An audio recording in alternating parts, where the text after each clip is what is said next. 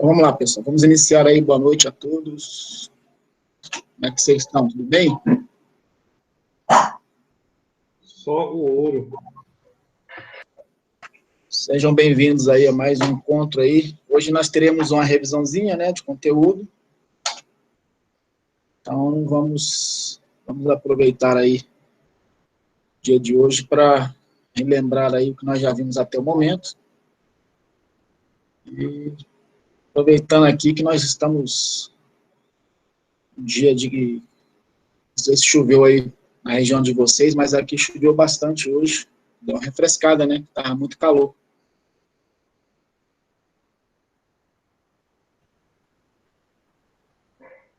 Aqui em Águas Lindas choveu muito. Choveu, né? Pois é. Chuvinha boa, hein? Abençoada. Tava precisando, né?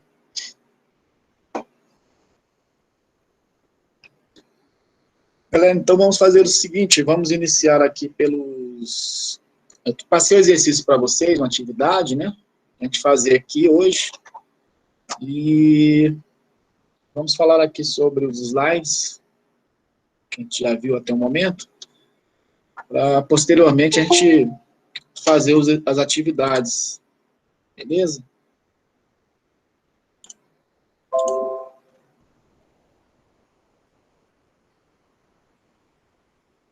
Antes de iniciar aqui, alguém conseguiu fechar a DVA aí?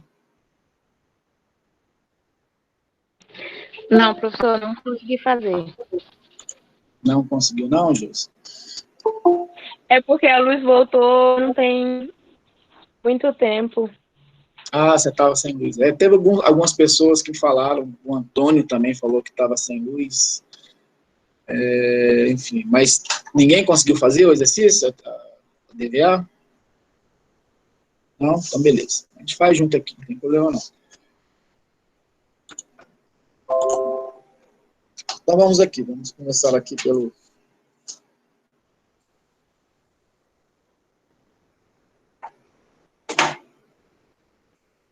Conceitos iniciais de contabilidade internacional.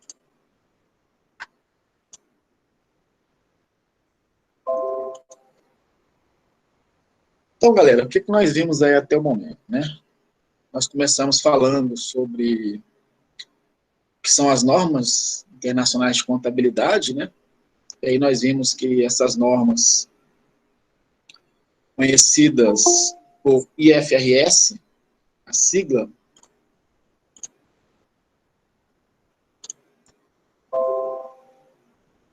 que dizem respeito às normas internacionais de relatório financeiro, né? Então, basicamente falando, nós temos aí uma grande preocupação em, na verdade, eu falo assim, comunidade contábil mundial, né? Em colocar aí um padrão para as demonstrações, né? Que são realmente os principais instrumentos para efeito de transações comerciais que são diariamente exercidas aí entre entidades do mundo inteiro, né?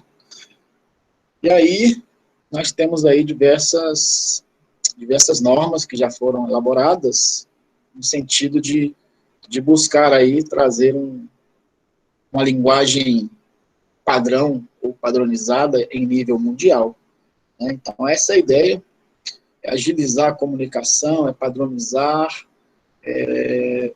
dar uniformidade, dar confiança aos procedimentos contábeis, quando se trata de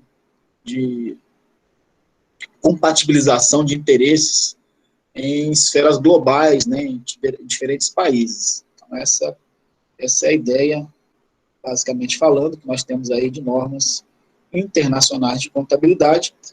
Nós vimos aí que o principal órgão, né, é quem emana aí e revisa todas essas normas, é o IASB, que é o International Accounting Standards Board, né, que em português é Conselho de Normas Internacionais de Contabilidade. Então, seria, basicamente falando, comparativamente, como se fosse o Conselho Federal de Contabilidade em nível mundial, né, o IASB, certo? Então, o Conselho Federal de Contabilidade está para o Brasil, assim como o IASB está para o mundo. Beleza? Então, nós temos aí, basicamente, esse início, falando sobre isso, sobre o IASB e sobre o que seria aí as IFRS, né? Que são as normas internacionais de contabilidade. Atualmente, diversos países têm projetos oficiais de convergência das normas contábeis locais para as normas IFRS, inclusive o Brasil, né? Então, nós vimos aí que, historicamente, essas normas começaram, basicamente, a confluir a partir dos anos 2000, né? Ainda que antes disso já houvesse alguns esforços nesse sentido, mas aí eu estou falando já numa situação de vários países que assumiram esse posicionamento de fazer essa convergência das suas normas locais para as normas mundiais, né, normas internacionais. A criação do FASB, que é o representante das normas americanas, e do IASB, foi em 1973. Então, fica bem claro aí, gente, que os Estados Unidos da América, eles têm uma grande influência aí na normatização dos procedimentos contábeis, né? Tanto é verdade que o IASB e o FASB foram criados aí no mesmo ano, né, 1973. E eles têm uma relação muito forte, ainda que nós já vimos isso, né, que o FASB, que é o órgão regulamentador das normas nos Estados Unidos, eles ainda trazem diferenças em relação aos procedimentos a serem adotados, mas isso tem muito a ver também com a questão do mercado e a economia norte-americana serem muito fortes, né, principalmente no mercado de capitais, bolsa de valores, e é óbvio que a atuação aí é bem mais rígida, é bem mais densa do que os demais países que, de repente, não têm o mesmo fluxo de negócios, né, que são produzidos aí pelos Estados Unidos, que é digamos assim, um dos carro-chefes aí dos países que lideram essas ideias de normatização em padrão internacional. Já falando de Brasil, nós temos aí que a contabilidade no Brasil, história recente, né, se iniciou a partir da década de 70, com o advento da reforma bancária, com o desenvolvimento dos mercados de capital. Então, aqueles aí que já estudaram história do Brasil, acho que todos aqui já devem ter visto algo nesse sentido, tanto no colégio, se não lembram, já viram também em documentários, televisão, enfim, que o Brasil experimentou aí o chamado milagre econômico no período na década de 70, com o governo militar, né, de 70 a 75, basicamente falando. Nós tivemos um grande crescimento da nossa economia, né, e com isso também, à medida que houve esse crescimento, que houve essa evolução dos mercados, a própria estrutura financeira bancária se modificou muito nessa época para atender esse crescimento, e a contabilidade, ela também veio evoluindo, né, nesse sentido. Nós sabemos que a contabilidade é um instrumento de grande importância, de suma importância, para qualquer processo que envolva recursos, fluxo de recursos financeiros monetários, seja mercado financeiro, mercado de capitais, ou mercado empresarial, enfim. Não interessa, a contabilidade ela é uma ciência que ela se propõe, né, a ajudar na gestão desses fluxos, na melhoria dos resultados, no controle dos negócios, enfim.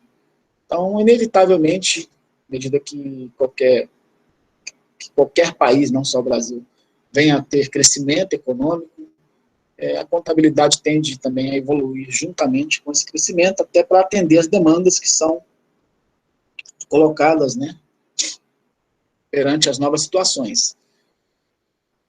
Foram vários fatos que corroboraram com essa situação de evolução. E aí vamos citar alguns aqui, que são importantes. A publicação da Circular 179 de 1972 pelo Banco Central do Brasil, que padronizou a estrutura e a forma de apresentação das demonstrações contábeis das sociedades anônimas com livre circulação em bolsa de valores.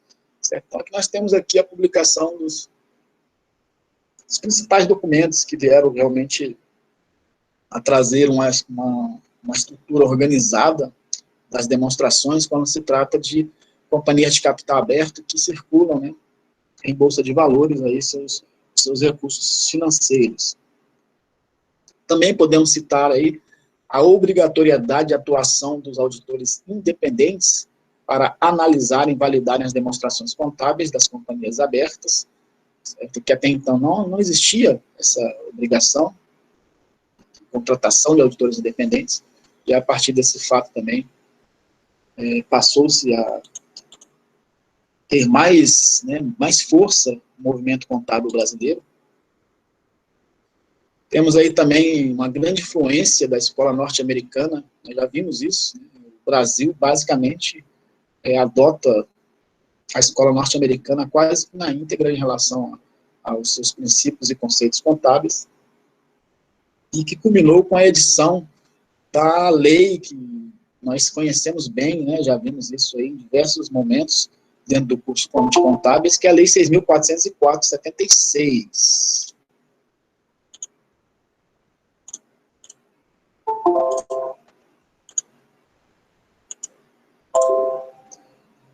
Certo? E que, inclusive, ainda está em vigência, né? Com algumas alterações que aconteceram aí para a edição da 11.668, certo? Mas, enfim, continua vigente. Antes desses fatos, a contabilidade interna brasileira possuía uma forte influência da legislação tributária, então a coisa era mais voltada para fins arrecadatórios, interesses do governo, né, do Estado. Especificamente no ano de 76, a Comissão de Valores Imobiliários foi criada com objetivos semelhantes à da SEC, que é o organismo norte-americano, que já existia à época, o qual regulava o mercado de capitais e trouxe muitas inovações, principalmente criando registros auxiliares que atendessem simultaneamente à legislação fiscal e aos princípios contábeis vigentes à época, certo? Então, nós temos aí, gente, a criação da CVM, da Comissão de Valores Imobiliários, no ano de 1976, um marco importantíssimo aí nesse sentido, de colaborar no processo de evolução da contabilidade brasileira.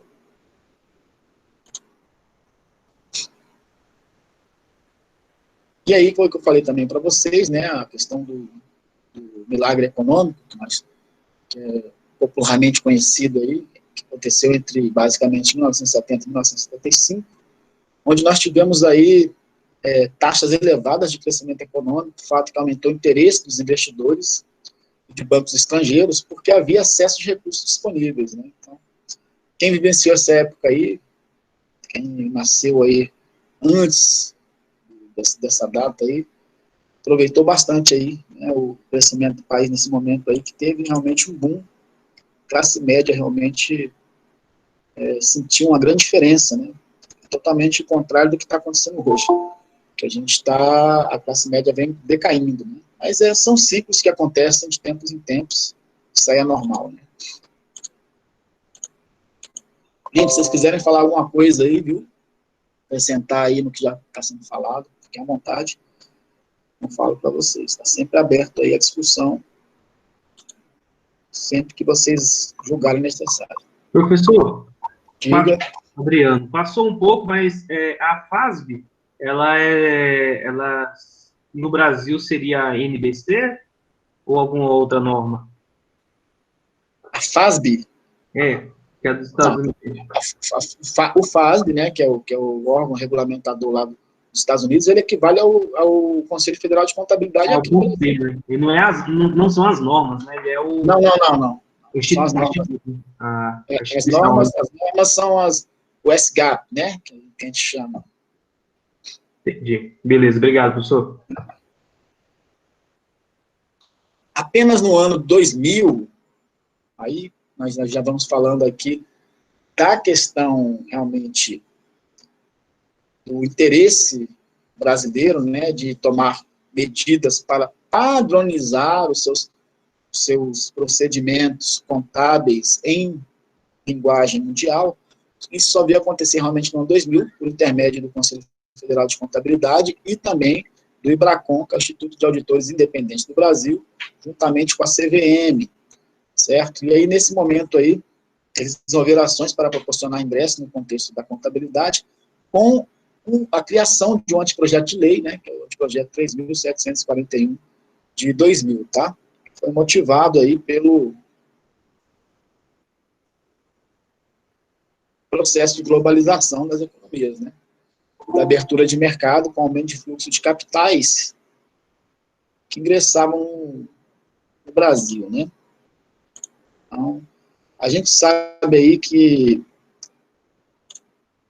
obviamente, a globalização, ela teve aí uma grande importância nesse crescimento, nessa evolução da contabilidade, e trouxe a necessidade, né, no momento que os mercados começaram a atuar de forma sintonizada, aí, sem tantas barreiras comerciais, criou-se a necessidade de haver realmente uma comunicação melhor entre as entidades, comunicação, que eu falo no sentido contábil, né, no sentido financeiro, no sentido econômico, onde essas informações pudessem viabilizar aí essas transações que ocorrem, né, no dia a dia das empresas, e isso só aconteceu realmente, o grande marco aí que nós tivemos, aí estamos falando não só da evolução da contabilidade, mas estamos falando da contabilidade em nível internacional, né, no momento que a gente começa a criar meios para convergir para um processo de padronização. Isso só aconteceu realmente a partir do ano 2000,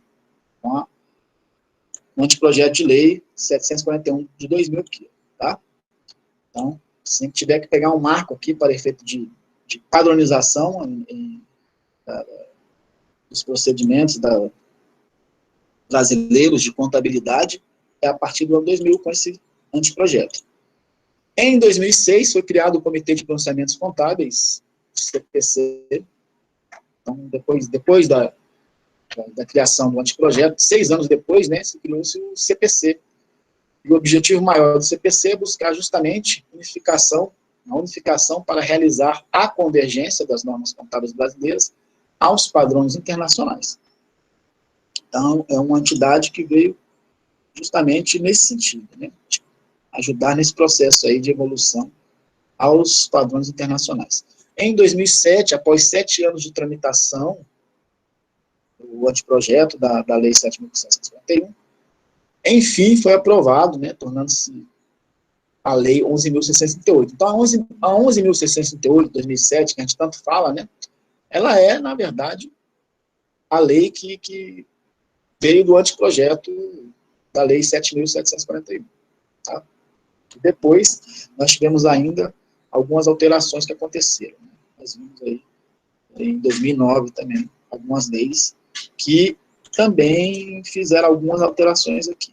Tá? Mas o grande marco aqui também é a 638, de 2007, porque a partir desse período aqui, né, e obviamente que nós temos que considerar aqui a observância do princípio da anterioridade, que diz que uma lei só pode passar a vigorar no exercício seguinte.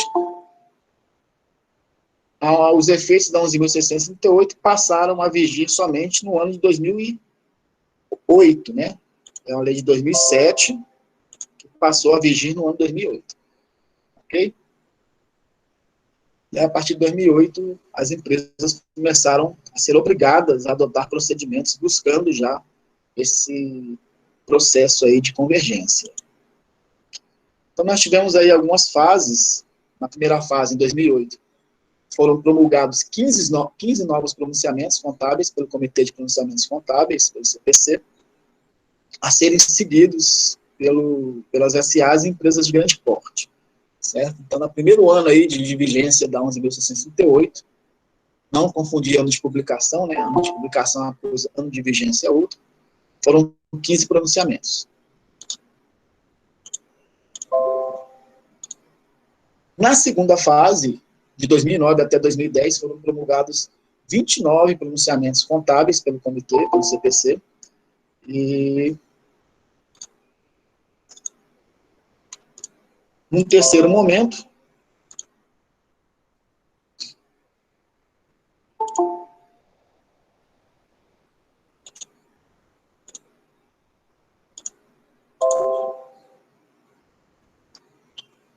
nós tivemos aí que em dezembro de 2008 foi promulgada a medida provisória 449 de 2008, que em seus artigos 36 e 37 promoveu algumas alterações na 6.404 e também na lei 11.638 de 2007. Esse dispositivo legal foi transformado em lei ordinária por meio da lei 11.941 de 2009, dando mais alguns passos em direção à internacionalização da contabilidade no Brasil. Então, nós temos aí os principais marcos legais, né, que nós temos aí.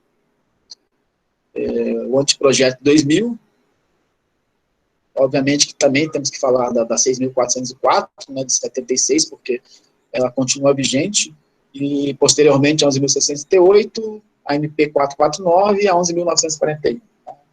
As principais leis aí, nesse sentido, buscando o processo de convergência. Até aí, está tranquilo, pessoal? Alguma dúvida em relação ao que foi falado?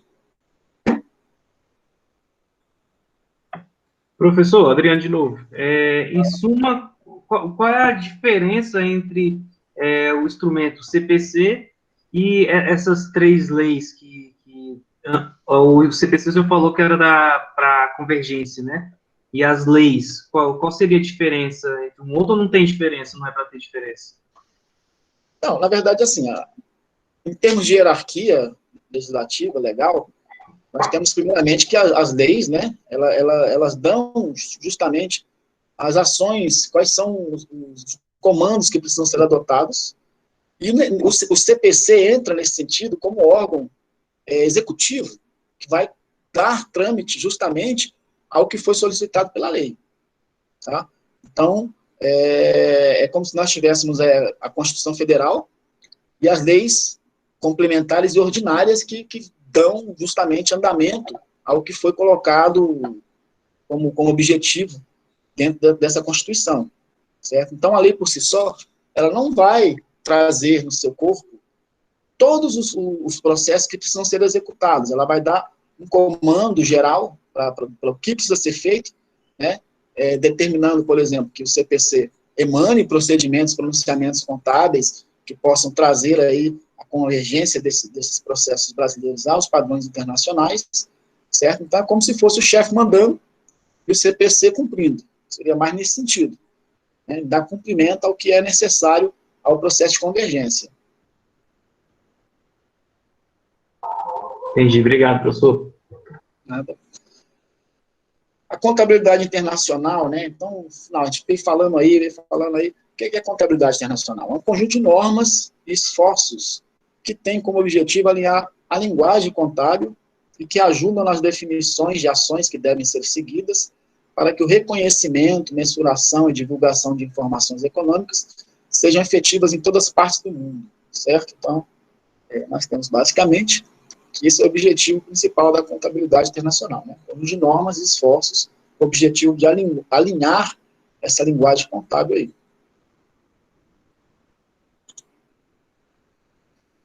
Temos também que a contabilidade internacional tem sido objeto de vários estudos e pesquisas nas últimas décadas, haja vista que todo o processo de globalização dos negócios, dos mercados, dos capitais, e crescente número de empresas multinacionais e operações transnacionais, levando a necessidade de se buscar aí uma maior comparabilidade, né, da contabilidade entre os diferentes países.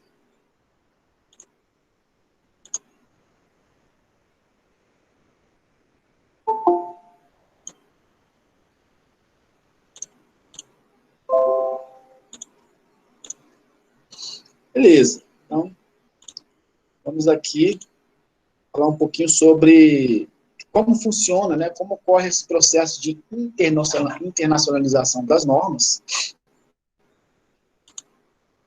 Nós temos aí algumas fases que já aconteceram, ou que vem acontecendo também, né? Primeira fase, nós temos a harmonização. No segundo momento, nós temos aí convergência. E no terceiro momento, nós temos padronização. A última fase aí, a padronização, é o momento onde a linguagem contábil está uniforme, né, entre os países que adotaram aí e resolveram seguir esses comandos aí. A harmonização é o primeiro passo, e basicamente nós temos aí, nesse primeiro momento, que é justamente onde se busca uma conciliação das práticas contábeis entre os países, visando diminuir as diferenças dos procedimentos da área. Então, nós temos aí, os países já têm uma cultura contábil que foi estabelecida, e que não necessariamente estão de acordo com os padrões internacionais, e nesse primeiro momento é justamente tentar entender qual é a linguagem que está sendo adotada por país X, Y ou Z, e tentar uniformizar, né, o entendimento dessa linguagem de uma forma geral, né, de uma forma uniforme.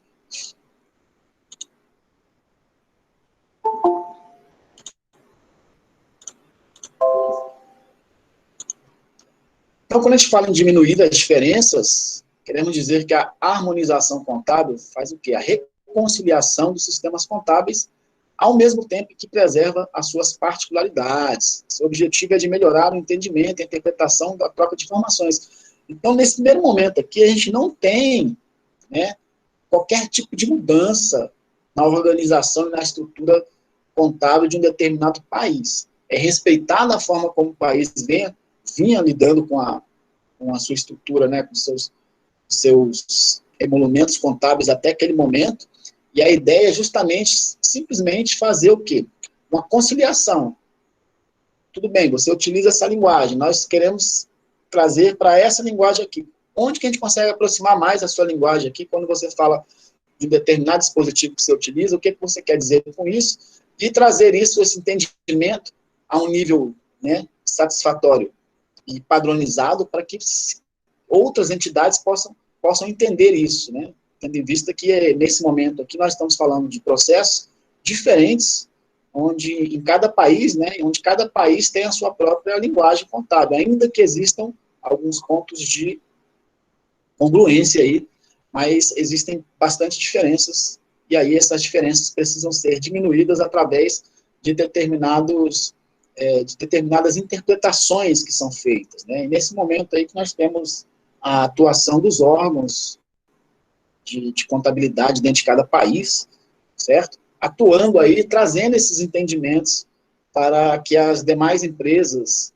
de países que estejam fora das esferas contábeis de determinados mercados possam entender o que está sendo falado ali com aquela linguagem praticada até aquele momento, né? Então, isso é justamente o contexto da harmonização. Então, com a harmonização das normas e padrões contábeis, é possível, então, viabilizar a comparação de informações entre empresas de diversas partes do mundo, certo? Ainda que não seja da forma mais satisfatória possível ainda.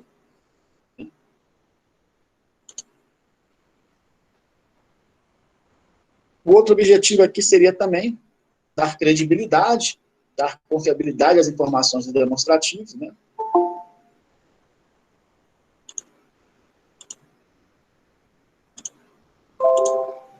No momento aí que nós temos aí pronunciamentos de órgãos respeitados, obviamente, você imagina o seguinte, você está lá, você montou uma empresa, né, e você quer trazer mercadorias lá da China, certo? E aí você quer fazer transações com uma empresa lá, com um fornecedor X. Para você conseguir ter uma segurança aí de transacionar valores com esse fornecedor, você precisa saber como é que está a saúde financeira desse fornecedor, como é que andam as finanças, né, todos os processos contábeis e patrimoniais, econômicos e financeiros dessa empresa. Elas podem trazer aí uma tranquilidade no momento que você vem assumir determinados compromissos de negócios, né, que envolvam recursos financeiros, certo?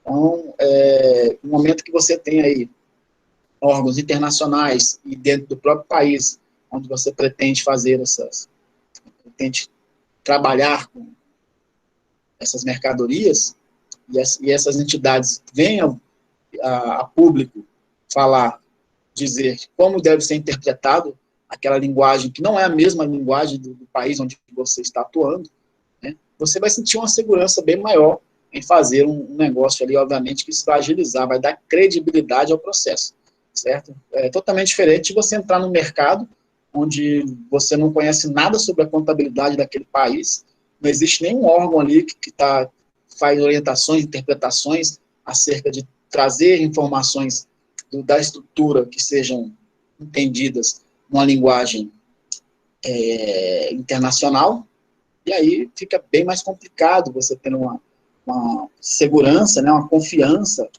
para colocar dinheiro junto a determinadas empresas que você não tem conhecimento sobre as suas características de gestão financeira e econômica, certo?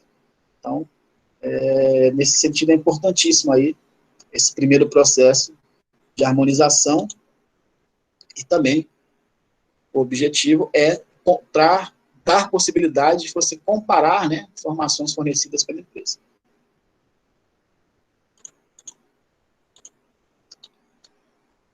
Com isso também nós temos um aumento da eficiência, né?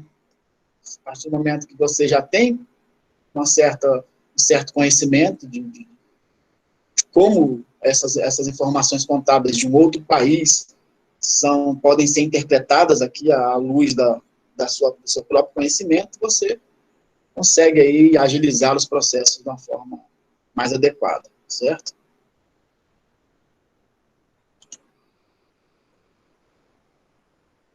Então, nós temos aí como vantagens ainda dessa harmonização,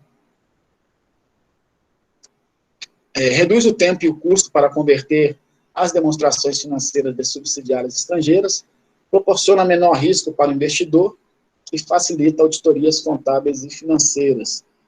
Isso tem a ver com o que nós já falamos aí anteriormente, facilita a análise comparativa de resultados financeiros, facilita transações internacionais e decisão de alocação de recursos, viabiliza o desenvolvimento do mercado interno, estimula o ingresso de investimentos diretos do exterior, facilita o acesso ao mercado externo, torna muito mais fácil a consolidação das demonstrações contábeis, melhora a comunicação financeira da empresa com seus investidores nacionais e estrangeiros. Porém, nós sabemos que temos aí alguns entraves, né, quando se trata desse primeiro momento aí, que é a harmonização. É uma tarefa muito difícil conciliar diversas estruturas contábeis diferentes, né? Enfim, imagina só, nós estamos falando de um mundo globalizado que tem países com diversas culturas diferentes, não só políticas, econômicas e sociais, né?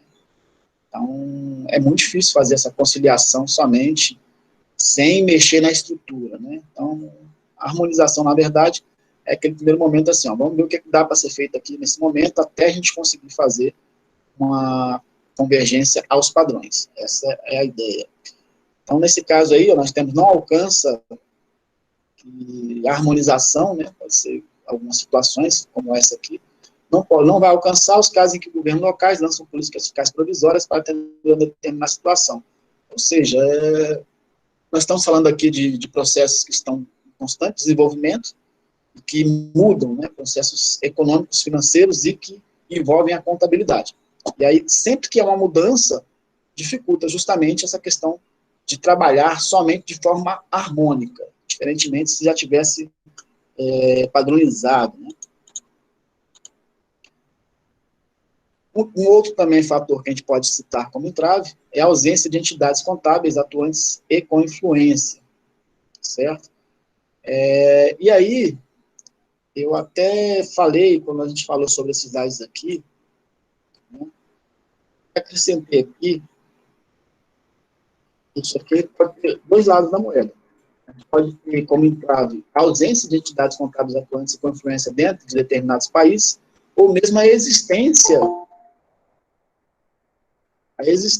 dessas entidades, a partir do momento que elas não venham a querer padronizar os seus métodos, né? É uma faca de dois gumes.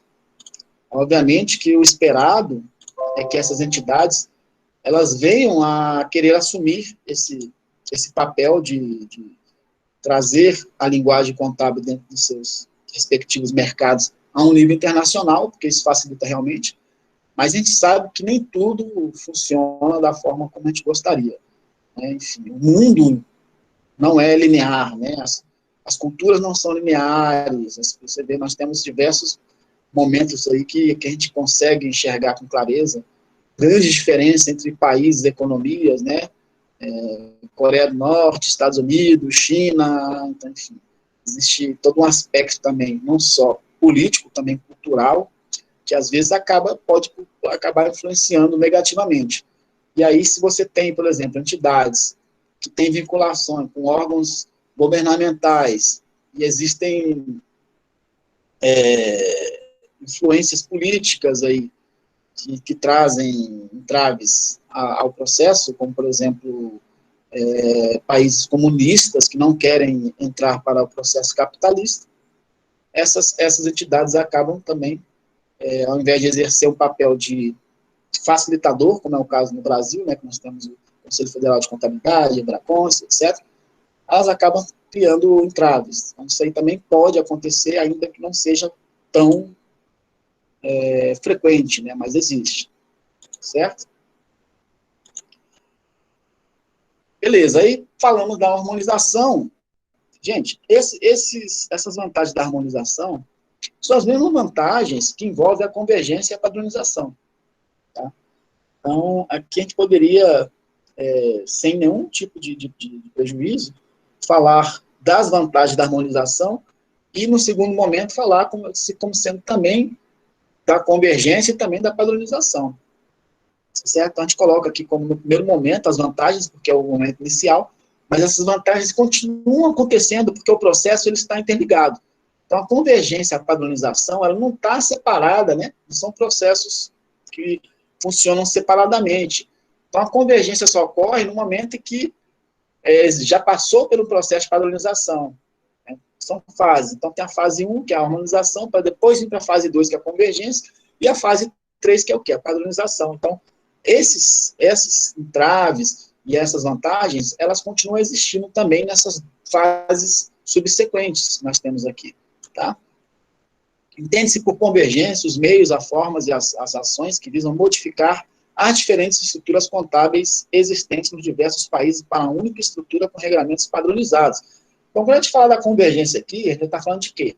Da edição de leis especificamente para trazer o processo de determinada estrutura, em determinado país, para um nível de linguagem internacional, né, atendendo aos conceitos preconizados pelo IASB, tá certo? Então, quando é que a gente começou a ter convergência aqui? A partir do ano 2000. Falei para vocês ali naqueles slides anteriores, né? Nós tivemos o primeiro anteprojeto que tratava de convergência, foi no ano 2000. E a partir daí nós tivemos aí, né, outras leis aí, 2007, 2009, que acabaram executando esse processo, dando os comandos, melhor dizendo, né, desse processo de convergência. E aí a execução está acontecendo até hoje. Até chegar a ideia é chegar 100% a um padrão, mas ainda estamos ainda caminhando para isso. Não chegamos ainda numa padronização total, né? Então, nós temos aí que a convergência é um processo que permite a mudança do estágio de harmonização para o status de padronização, ou seja, ela está ali no meio, né, entre as duas. Da harmonização para a padronização, nós temos que ter meios para que isso aconteça, que nós chamamos de convergência. Instituída pelas normas que modificam o arcabouço prático teórico de um país para a estrutura única global. Então, aqui nós já temos mudanças, certo? Enquanto lá na harmonização a estrutura continuava intacta, e a ideia era só fazer mesmo a interpretação e trazer uma linguagem comum a todos, né? Aqui não, aqui a ideia é já trazer a mudança, já provocar mudanças dentro da estrutura contábil para que migre para um processo único ali de padrão.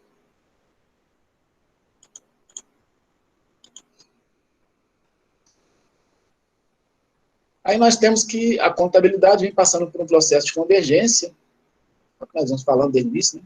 no sentido dos países, que está repetindo. Beleza. Já falei isso aqui também, ó. O Brasil passou a fazer parte desse processo, certo? Na verdade, até antes disso, né? Mas assim, que efetivamente, aí vamos falar de aspectos efetivos, tá?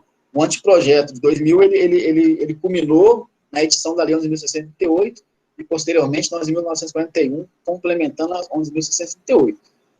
Efetivamente, nós passamos a fazer parte no momento que a lei foi editada, uma lei ordinária, certo? Porque a gente sabe que o anteprojeto de lei, ele ainda não está em vigor, certo? Ele é discutido. E a partir do momento que foi aprovado e editado, em 2007, a partir de 2008, é que realmente o processo de convergência começou a acontecer. Então, efetivamente, nós podemos dizer que, em termos de situações fáticas mesmo, de processos a serem transformados aí em padronização, somente a partir de 2008, né? 2007 é a edição da lei, promulgação da lei, 2008 ela começou a vigir. A nova legislação determinou que a CVM, Comissão de Valores Imobiliários, adotasse a normatização contábil de acordo com os padrões internacionais e permitiu que o CPC, que foi criado em 2005, passasse a ser o principal produtor das normas contábeis no Brasil. Certo? Então, quem direciona todo esse processo é o CPC.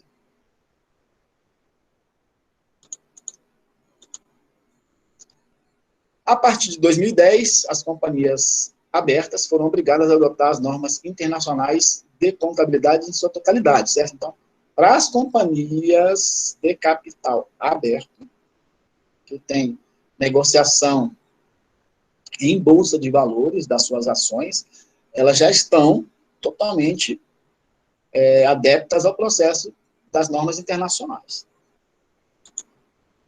A convergência tem o intuito de conduzir os países à adoção integral das normas internacionais, né, IFRS. A padronização contábil busca unificar as práticas para que tenha um modelo padrão a ser utilizado por todos os países. Quando existe companhias ou o mesmo grupo econômico que possui atuação em mais de um mercado do país, atualmente existe a necessidade de que sejam comparadas as informações. Tá, isso aqui já vai repetir algumas coisas que eu já falei. Então, eu vou ficar remoendo aqui o que a gente já falou, né?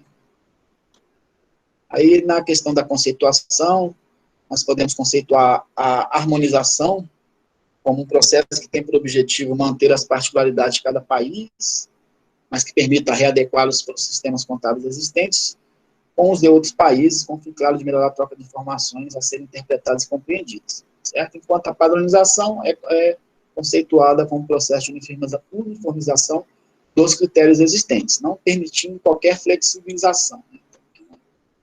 O que está padronizado não tem mais o que se falar em flexibilização. Beleza, aí também temos aqui os países que não possuem um padrão próprio definido, sistemas contábeis em vigor, muito menos a estrutura legal composta de leis, normas e regulamentos, tampouco organismos profissionais de classe suficientemente fortes que possuem influência na elaboração. Também já falamos sobre isso aqui, né? Torna-se mais fácil a utilização de normas internacionais, apenas sendo necessárias adequações para os costumes locais, facilitando o processo de harmonização. Tá? Isso aqui é uma constatação. Quanto maior for a estrutura legal dos países, maior a dificuldade de harmonizar as normas contábeis. Fato, né, gente? Então, se tem um país que já tinha uma estrutura forte contábil, obviamente que para fazer uma migração é bem mais complicado do que aquele país que não tinha uma estrutura já concebida. Mais fácil você estabelecer uma estrutura em um país, em um local onde ainda não tem uma cultura existente, do que um país onde já tem uma cultura colocada em prática ali. Eu, quando falo de cultura, estou falando de cultura contábil, né? As informações contábeis de um empreendimento multinacional interessam tanto a segmentos. Tá, também já falamos sobre isso aqui não é importante agora. Beleza, vamos ver aqui. Também já aqui só está repetindo mesmo que nós falamos. Tá. Aqui também nós temos uma informação importante, né? No caso das empresas sediadas no Brasil, com ações negociadas na Bolsa de Valores de São Paulo, Bovespa, estas devem realizar a elaboração das demonstrações seguindo os padrões vigentes, além de seguir o padrão norte-americano ou o padrão IFRS. Aí eu até falei isso aqui, a gente teve essa aula, né? Falando sobre a demonstração financeira de empresas, companhias de capital aberto, que tem negociação na Bolsa de Valores, e que elas têm, além de terem que fazer a elaboração dessas demonstrações seguindo os padrões brasileiros, elas também precisam fazer uma demonstração ou pelo padrão norte-americano ou pelo padrão IFRS, que é o nível internacional IASB, certo? Então, ela tem a opção de estar fazendo aí, além da demonstração com os padrões no Brasil, né, vigentes no Brasil, ela pode fazer ou pelo padrão americano ou pelo padrão internacional, certo? Ainda é permitido isso. E aí nós vimos que, obviamente, que se ela vai fazer transações com empresas norte-americanas, é melhor que ela faça pelo padrão norte-americano, óbvio, certo? Enfim, e nada impede que ela faça pelos 3 padrões, né, gente? Então, às vezes, até dependendo da empresa, se ela opera com muitos países diferentes, além dos Estados Unidos da América, vai fazer pelos 3 padrões. As normas internacionais denominadas IFRS são normas de contabilidade emitidas, já falamos isso aqui, está repetindo apenas, aqui também já falamos sobre isso. IASB possui um objetivo principal de desenvolver um modelo único de normas internacionais de contabilidade, com altíssima qualidade, emitindo normas internacionais chamadas de IFRS, além de ser considerado orientador do processo de harmonização contábil no mundo, né? Beleza. Aí a gente, além desses órgãos, a gente já falou do FASB, já falou do IASB, né? FASB nos Estados Unidos, IASB em nível mundial. Nós temos alguns outros também, que eu citei para vocês, que também têm alguma influência aí nesse processo. Então, nós temos aí o IFRIC, que é o comitê responsável pela interpretação e pelas revisões das normas internacionais de contabilidade e de tópicos contábeis. Então, esses órgãos, eles funcionam ali, geralmente, como staffs do IASB, né, para desenvolver essa atividade de elaboração de normas, né, e procedimentos contábeis a serem adotados aí em nível mundial. Nós temos também o SAC, que é o Conselho para Aconselhamento de Padrões. Seu funcionamento tem o objetivo de fazer com que o IASB desenvolva a mais alta qualidade das práticas contábeis internacionais. E aí nós temos que, resumindo, né, o IFRIC reportando aqui ao IASB sobre as normas, certo? Então, eles trabalham em conjunto aqui, você vê que funciona como um órgão de staff, realmente, assim como o SAC também, que é um órgão de aconselhamento, certo? Então, e o IASB aqui fazendo a emissão. Então, vocês imaginam aqui o Conselho Federal de Contabilidade aqui de um lado, né, juntamente com a CVM, com o IBRACON, ou seja, são entidades também que auxiliam nesse processo e ajudam, né? Então, é um conjunto de forças no sentido de trazer aí o melhor resultado possível nesse processo de padronização. Nós temos aí também uma outra entidade chamada IFAC, que é uma organização mundial que representa a profissão contábil, então é como se fosse o IBRACON em nível mundial, né? O IBRACON representa aqui os contadores, o IFAC representa a profissão contábil no mundo, certo? Não possui qualquer ligação governamental, que além de ser apolítica, não tem fins lucrativos. Possui sede localizada em Nova York, nos Estados Unidos, e conta com a participação de 157 membros. No Brasil, é representado pelo Instituto de Auditores Independentes do Brasil, o IBRACON, e também pelo Conselho Federal de Contabilidade.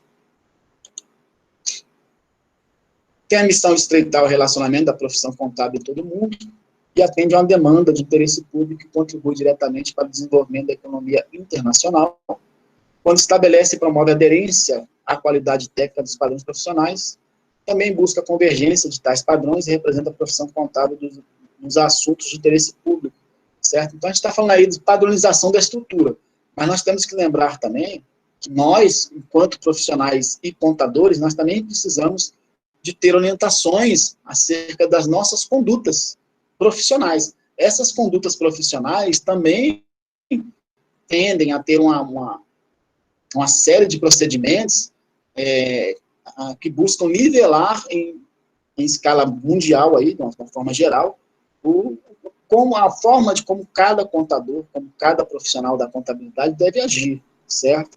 Então, o IFAC, ele tá mais ligado ao desenvolvimento profissional em si, do profissional contábil, né? É óbvio que isso também acaba impactando no processo de normatização da contabilidade a nível mundial, óbvio, certo? Bons profissionais também atuando são necessários para que esse processo venha a convergir de uma forma satisfatória. E aí nós temos que o IFAC emite publicações com padrões profissionais, guias de recomendação por meio de seus comitês, que são comitês de padrões de auditoria, comitê de educação, comitê de ética, enfim. O objetivo aqui é realmente o profissional contábil, né? E ainda temos uma outra organização, que é a Organização Internacional das Comissões de Bolsa de Valores, ou seja, como se fosse a CVM nível mundial, certo? A IOSCO, certo? É a Organização Internacional de Reguladores de Valores Imobiliários. Ok?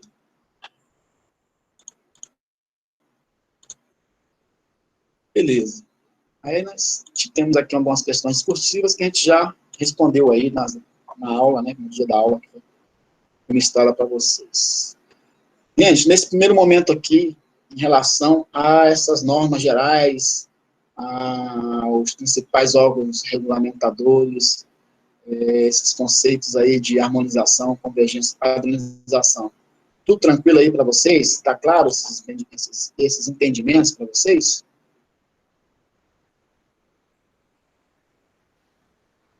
Aqui tá ok. Sim. Beleza? A linguagem está acessível, todo mundo está entendendo o que está sendo falado, né? Sim. Bem, vou falar aqui rapidamente sobre esse segundo slide, né?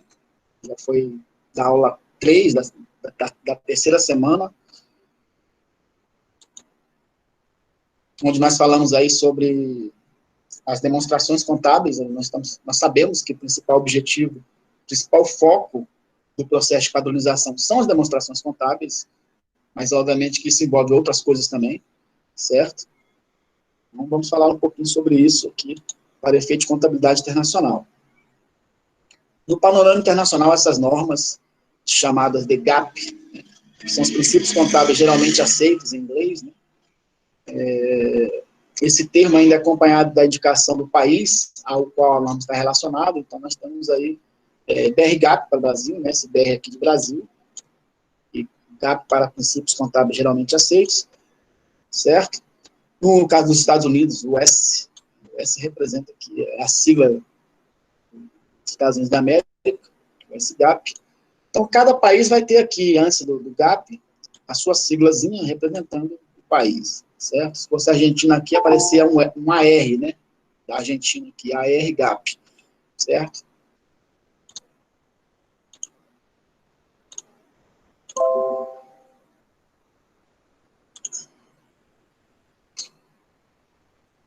Bem, então, aí está falando aqui sobre essa sigla, né, esse GAP, BR-GAP.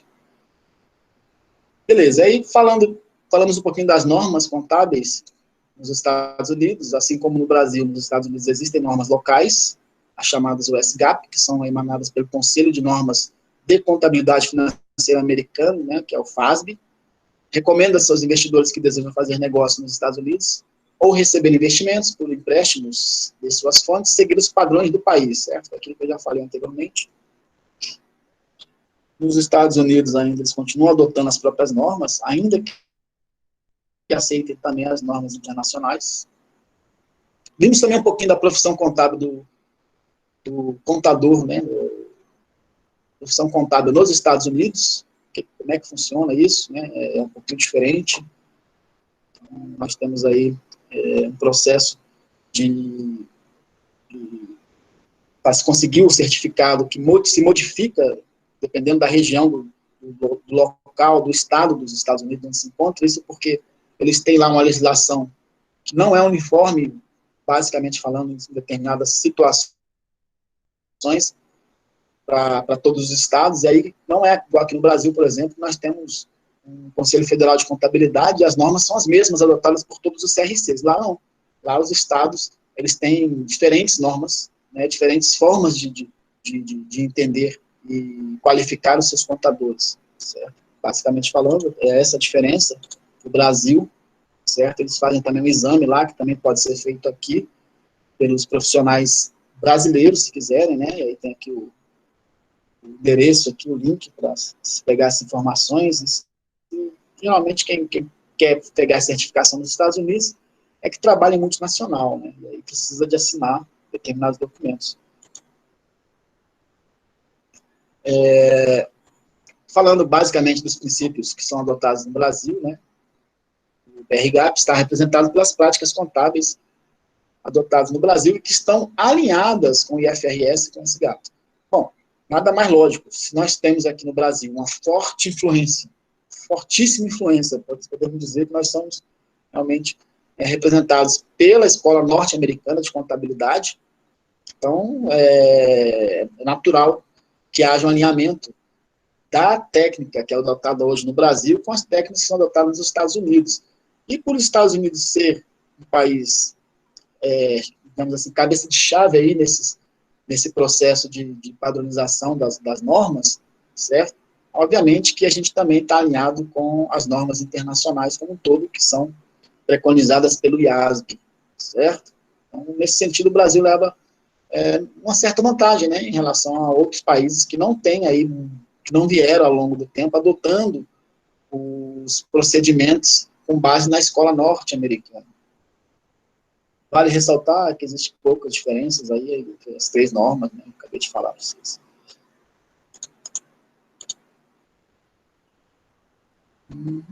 Beleza. Aí, basicamente falando aqui sobre diferenças entre o BRGAP, né, os princípios geralmente aceitos no Brasil, nos Estados Unidos e no mundo, o primeiro ponto a ser destacado é que os princípios gerais americanos, norte-americanos, são baseados em regras específicas, certo? Então, lá existe muito mais regramento e detalhamento de como se deve proceder determinados processos contábeis, certo? Enquanto já na linguagem internacional, preconizada pela IASB, através das IFRS, essas já são regidas por princípios, certo? Ou seja, não são tão normatizadas, né, não são tão esmiuçadas como as regras americanas. Ainda que as duas estejam aí, tenham aí um processo de grande conciliação, né, que nós já vimos, assim como o Brasil, certo? Mas existem diferenças que precisam ser consideradas. A adoção do padrão USGAP, por sua vez, tem uma taxa diminuída, já falamos sobre isso aqui, né? Então, a empresa vai transacionar com empresas americanas, vai adotar o padrão de lá deles.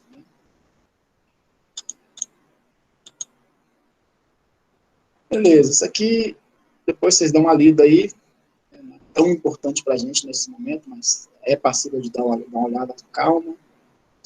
Nós vimos também que no Brasil, né, na estrutura preconizada pelo CPC e pelo CFC, nós temos IFRS que foram publicadas especificamente para pequenas e médias empresas, isso em dezembro de 2009, certo?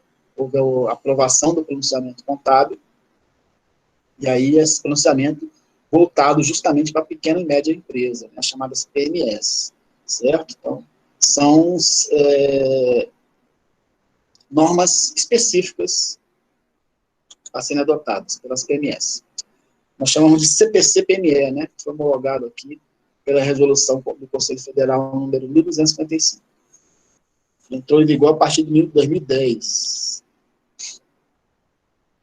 Embora o CPC-PME seja um grande avanço e facilitador na adoção das normas internacionais pelas PMEs brasileiras, o pequeno e médio empresário deve considerar sempre a adoção de um conjunto completo de normas do CPC quando seus planos de curto e médio prazo indicarem desenquadramento como PME.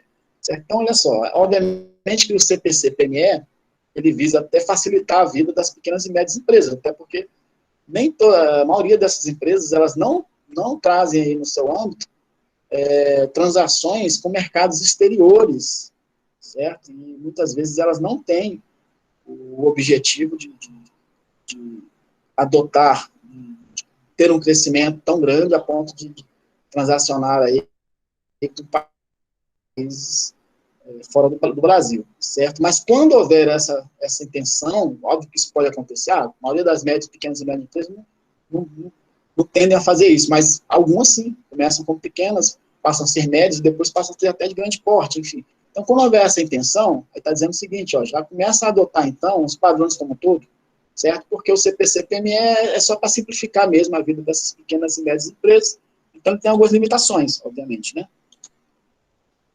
E aí, gente, a gente viu o primeiro pronunciamento que nós temos em nível de contabilidade internacional, é o IAS 1, certo? Que foi promulgado ali, já com o objetivo mesmo de tratar das demonstrações contábeis, né, e a forma de elaboração dessas demonstrações, certo? E aí nós vimos que esse pronunciamento, né, que é o primeiro pronunciamento contábil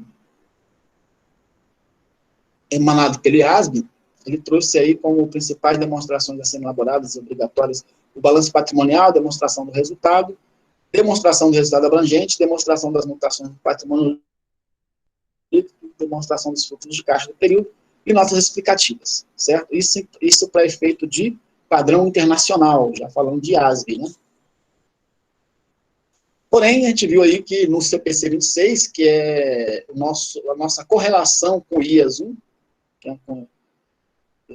que também fala sobre a apresentação de demonstrações contábeis aqui no Brasil, né, foi incluído que para os padrões brasileiros, a demonstração de valor adicionado do período, né, pode ser também exigida, certo? Pode ser exigida aí.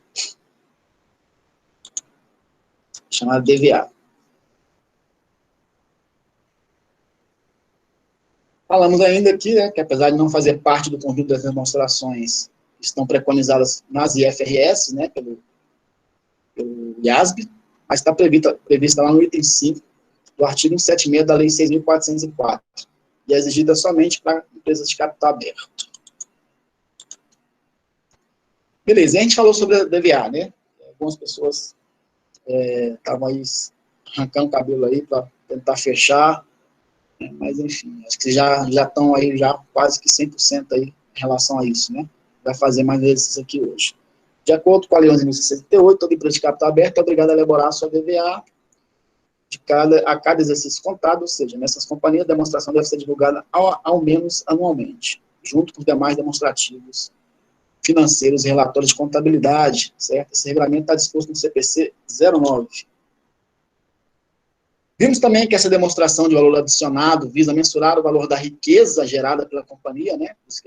Valor adicionado, e sua distribuição entre os elementos que contribuíram para a geração dessa riqueza, tais como empregados, financiadores, acionistas, governos e outros, bem como a parcela de riqueza não distribuída, ou seja, aquela parcela de riqueza que ficou para a empresa como lucro retido. O conceito de riqueza está na base da DVA, corresponde à diferença de valores entre aquilo que a empresa produziu e os bens e serviços que ela utilizou nesse processo, que foram produzidos por terceiros, certo? Então, a gente está falando aqui de uma demonstração que tem por objetivo ver a contribuição das empresas, né, isso individualmente de cada empresa, no produto interno bruto do país, certo? Então, o que essas empresas conseguem gerar de riquezas para terceiros? Então, isso é importante em termos de informação também, né? Beleza, aí nós temos algumas explicações que é justamente sobre a elaboração da DVA, falando aqui de cada campo. Nós vamos fazer uma DVA daqui a pouco, então não vou nem repetir sobre isso aqui, a gente já vai para a prática lá da DVA. Já fez aí 3 DVAs, vamos fazer a quarta hoje. Certo? São os componentes da DVA, que também está lá, eu passei para vocês um modelozinho, né, que fala aqui de todos os campos dessa DVA.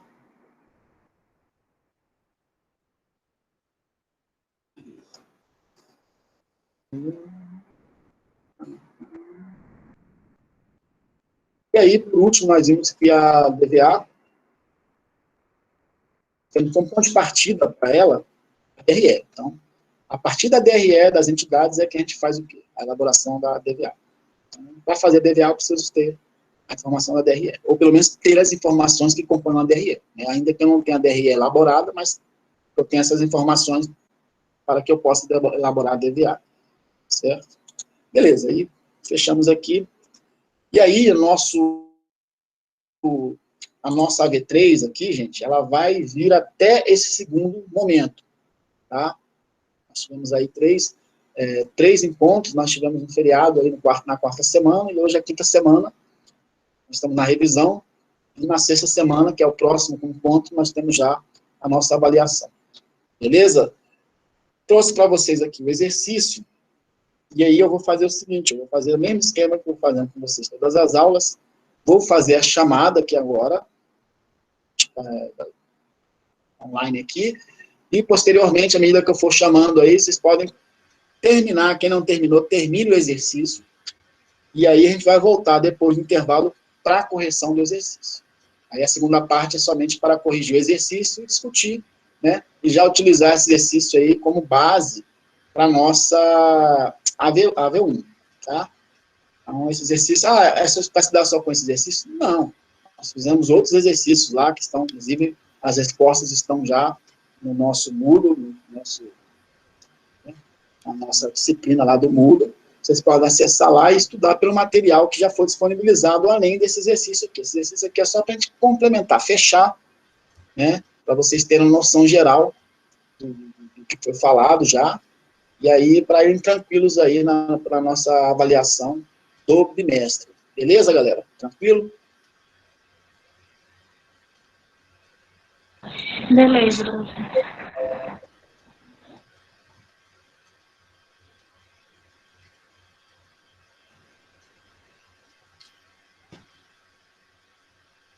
Então, fiquem atentos aí para a chamada aqui. Eu peço aí que se alguém falar, digitar presente aí por algum motivo que não possa estar falando no microfone, vocês me avisem, porque, como já expliquei, eu não consigo ver as mensagens no chat quando eu estou aqui na minha tela do computador, fora da sala de aula. Então, vou fazer agora. Vai até que horas, professor? Então, eu vou dar aqui para vocês um tempinho maior para vocês também terminarem o exercício, tá? Uhum. E aí a gente volta às 21h10 para corrigir o exercício. Ok.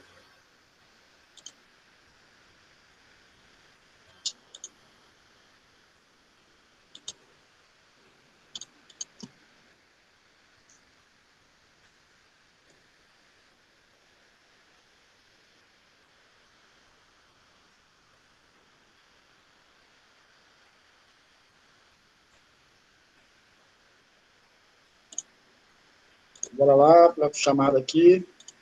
A Delvan está presente? Ele falou que está Delvan? presente, professor, está sem áudio.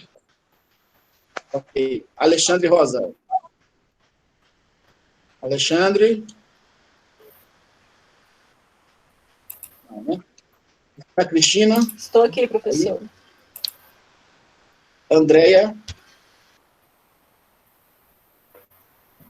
Andréia Vieira? Antônio?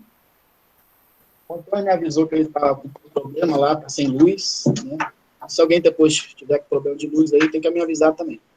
Ciliane também está tendo umas dificuldades lá, né, devido à gestação dela, ela já me avisou também. Denícia, tá aí, Denícia? Professor, a Denícia estava na aula, mas como a luz acabou aqui na Santa Maria, ela não conseguiu assistir mais a aula. Ela tinha me avisado também. O Edson Matheus, tá aí? Estou aqui, professor. Ok. E Elson? Eu, tô aqui. Joira Raquel. Oi, professor. Presente. Josiane. Aqui, professor.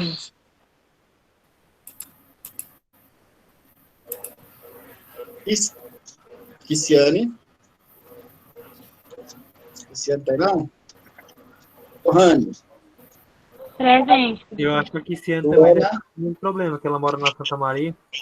Ela estava na aula mesmo, professor, e saiu. Deve ter caído da luz, né? Santa Maria. Luana tá aí?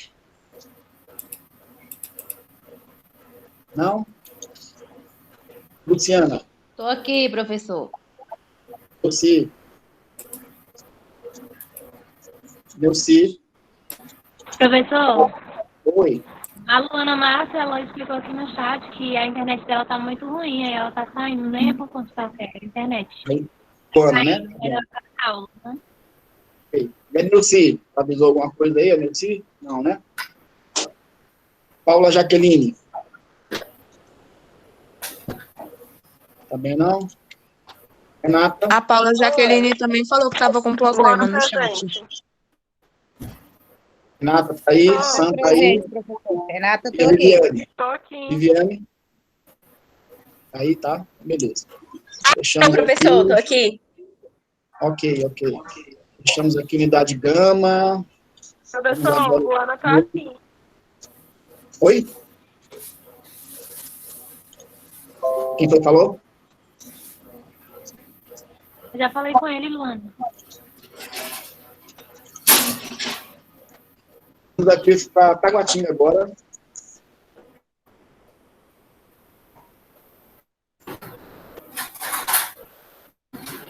Pessoal, do canal pode fechar o microfone aí. A câmera. Fazer o exercício, por favor. Viu? É o resultado da DVA aqui, hein? Resultado aí no chat, hein? Todo mundo.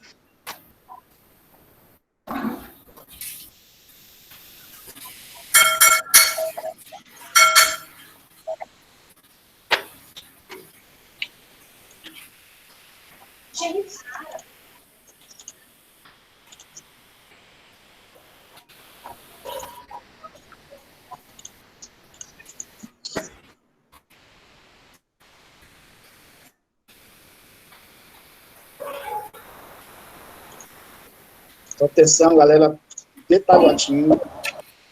Adriano tá aí. E Alessandro. Alessandro tá aí? O Alessandro pode ser que ele esteja ocupado, porque está no trabalho, parece. O quê? Não, mas ele tá na sala? Oi, professor. Opa, tá aí, né? Amanda. Amanda, Regina. Brenda Carolina. Brenda respondeu no chat, professor. Ok. Deisiane. Presente. Dijan. Presente. Edilson. Edilson, presente. Eduardo. Presente. Eliana. Presente. Elivelto.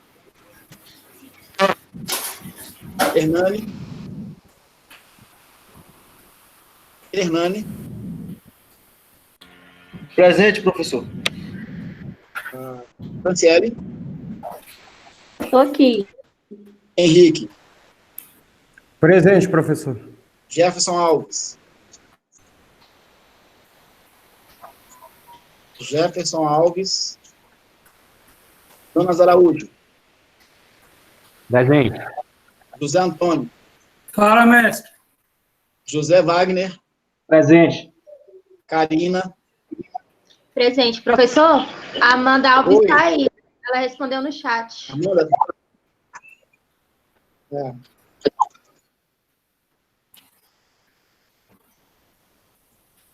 Lohane. Presente. Keila Regina. Presente. Larissa Andrade. Presente. Laiane. Presente. Maria Aparecida. Presente. Nayane. Presente. Raquel. Presente. E Rodrigo? Presente. Ok, podem fechar os microfones e as câmeras e fazer o exercício. Quero o resultado aí no final, no chat aí, quando vocês terminarem. Voltamos a 21h10 em ponto. Próxima turma aqui agora, Serrana, Faculdade Asa Norte.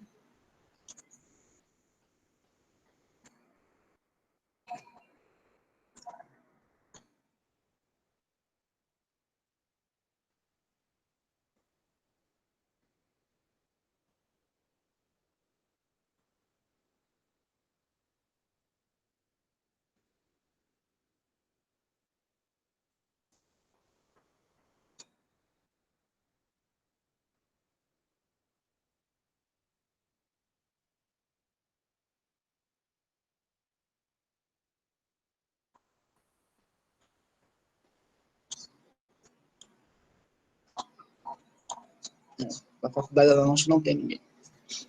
Fechou. Professor Adriano, Oi. você falar. fez a chamada aí, a minha internet tinha caído. Você colocar a minha presença, por favor. Coloco sim. Vou deixar, Paulo. Vou deixar, coloca. Tá bom, obrigada. Tá bom, obrigada.